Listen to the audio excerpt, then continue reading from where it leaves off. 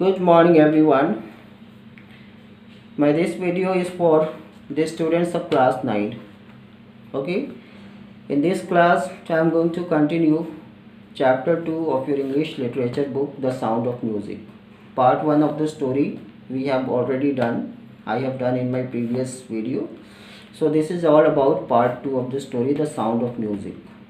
And this part 2 is all about a great Shahnai player, Ustad Bismillah Khan, right? In this lesson we would come to know, in this biographical account we would come to know about his childhood, okay, and about how Shahnai became so famous nationally and internationally, right? So first of all, this biographical account of Ustad Bismillah Khan begins with the story in brief about a musical instrument called pungi, right? So this part of the story here in this account belongs to the time of Mughal emperors, when we had Mughals in India, Mughals in our country, okay? So if you study your history, you all must have come to know about many of the Mughal emperors that we had long back in the past in our country, and one of them was very famous Mughal emperor Aurangzeb. So how the story just goes on here, this particular part of the story here in this account, he had banned the playing of pungi. Pungi is a kind of musical instrument, and it was there earlier played in the royal court of Aurangzeb. So he had to ban the playing of pungi in his royal residence, because according to him it had a very shrill and very unpleasant sound. That's what he did not like, and as a result he had to do that, right? But there was a barber working in the royal court. He took the initiative that he would improve the tonal quality of the pungi, right? And for that, what he did, he brought a natural hollow stem. And he made 7 holes on the pipe, 7 holes on that natural hollow pipe, okay? And this natural stem that he discovered, that was longer and broader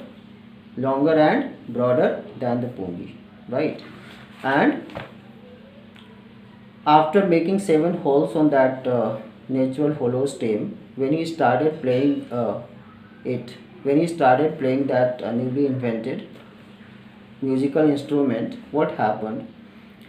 It played very soft and very melodious sound, and now that barber was very happy, he was very excited. He thought that when I go to the emperor, and when I would play this newly invented musical instrument of mine in the royal residence, I would be appreciated by him, and I would be appreciated by all the people over there. And he was very sure that this soft and melodious sound of that new instrument would be appreciated, would be liked by the Mughal emperor Aurangzeb. And this is what so happened. He went to the royal court and he played that newly invented musical instrument. And after hearing that very soft, beautiful and melodious sound, okay, all those who were seated over there, they all were greatly captivated. They all were attracted by the soft music, by the soft sound played on that newly made musical instrument. Now it was the time to give a new name to that new musical instrument, and how that name was given there. As the story goes on, first of all, this newly made instrument by a barber was played in a Shah chamber, in the Shah chamber, and by whom? By a barber, by a Nai. That is why this newly made instrument was given the name Shahnai. Shah here stands for the chamber of Shah, the chamber of Badshah. Okay, and Nai here stands for the barber, the one who had invented that new instrument, or the one who had improved the tonal quality of Pungi, right? Now, further in the story, further in this account, we come to know about Ustad Bismillah Khan's childhood, right? So, you must make a note here that Ustad Bismillah Khan was born in an ancient state of Bihar called Dumrao. Okay, that's where he was born. And in his young days, in his childhood, he used to play only gilli danda. And whenever he got time, he used to visit Bihariji temple. Okay, he used to visit Bihariji temple, and there what he did, he used to sing Bhojpuri Chaita. Over there. Okay, and he used to impress everybody, the way of his singing, the way of his presentation over there onto the temple premises. Okay, and as a reward, he was given a large laddu. He was given a big size laddu, a huge laddu, by the local Maharaja as a reward, or you may say as a prize. Okay, but you know, Ustad Bismillah Khan, this young child, traveled far and far and far in his life, and his journey ended. When he was conferred with the highest civilian award called the Bharat Ratna award. Okay, so this is how the rest part of his journey just went on. After 80 years of that time, when he used to sing Bhojpuri Chaita in the temple premises. Okay, thereafter the rest part of his journey just went on, and that finally ended with receiving of the highest civilian award in his life, the Bharat Ratna.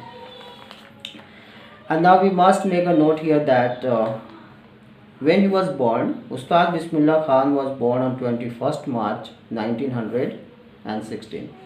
On 21st March 1916, and he belongs to a well-known musician family. He belongs to a well-known family of musicians. That's what we may say in Dumrao. Okay, because if I talk about here about his grandfather, what was his name? His name was Rasool Baks Khan. Rasool Baks Khan was the name of Ustad Bismillah Khan's grandfather, and he was a Shahnai Nawaz. He was a Shahnai player at Bhojpur King's Court.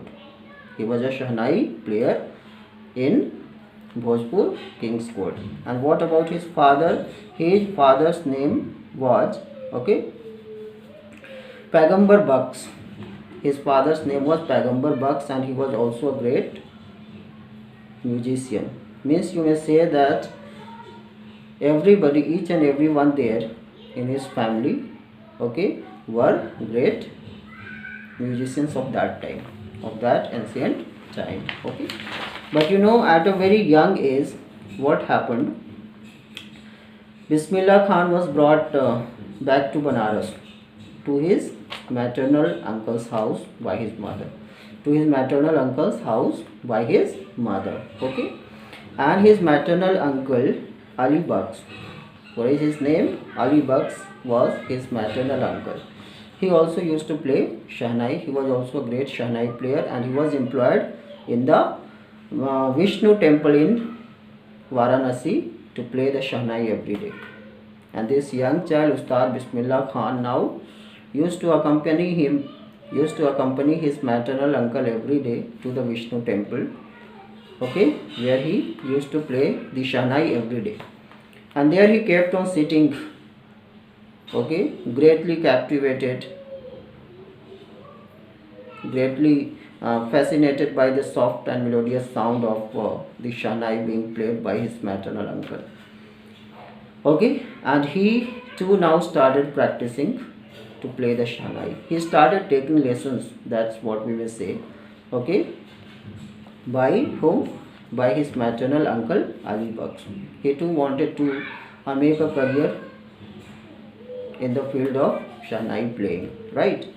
And he also started taking lessons that I told you. And there was some favorite places or favorite places for practice, okay, of Ustad Bismillah Khan in Varanasi, and they were the temple of Balaji, that is a very famous temple in Varanasi, temple of Balaji and Mangala Maiya temple, and also the bank of holy river Ganga. All these places become a favorite haunts for Ustad Bismillah Khan to practice the playing of Shahnai. Okay, and you know what happened thereafter. At the age of 14 years, he went to Allahabad. He went to Allahabad to give his musical performance over there in Allahabad Music Conference. In Allahabad Music Conference. Okay, that's what we have to just make a note here. Along with his maternal uncle Ali Baksh, he went there. Where? To Allahabad to attend, you may say, to give a performance over there in Allahabad Music Conference. Okay, and the kind of performance that he gave in that musical conference in Allahabad, all the audience, all the people were there greatly fascinated. They all were spellbound. Okay, they all were enthralled with the soft and melodious, with that beautiful sound of the Shahnai that he played in the conference.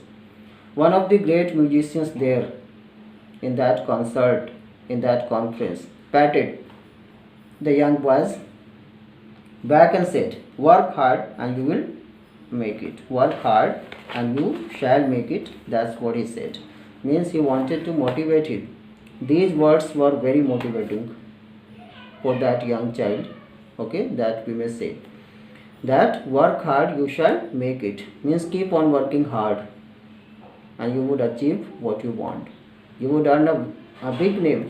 You would be famous not only in India but in abroad as well.